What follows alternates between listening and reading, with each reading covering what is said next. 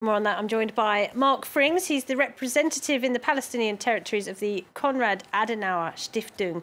Thank you for being with us on France 24 tonight. And now, as we've just seen there is a real outpouring of anger on the Palestinian street. But what is the long-term strategy of the Palestinian leadership following this move by US President Donald Trump, a move that they say changes everything?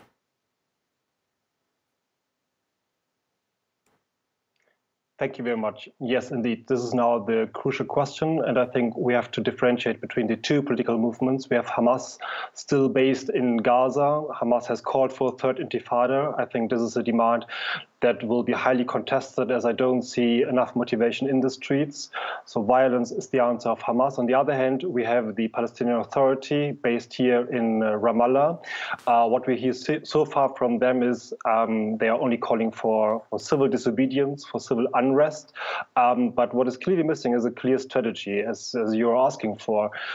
We have had two very prominent PLO figures, Hanan Ashrawi and Saeb Erekat, who declared the peace process is finished on the one hand, but we also heard Saeb Erekat saying yesterday, maybe we should also rethink our strategy, meaning maybe one-state solution is better than two states. So basically, what Saeb Erekat is declaring here is kind of a copy and paste of the Trump strategy. Let's rethink past failures and try to invent something new.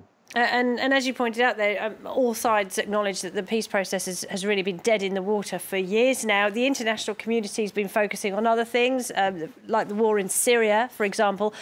Does Trump's move at least, refocus world attention on the conflict between Israelis and Palestinians?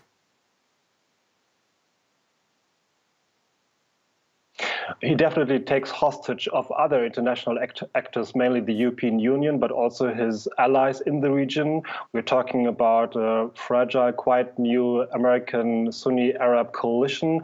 I think all of these actors are now also challenged to find responses, as the USA yesterday clearly failed out as an honest broker, at least from the Palestinian perspective.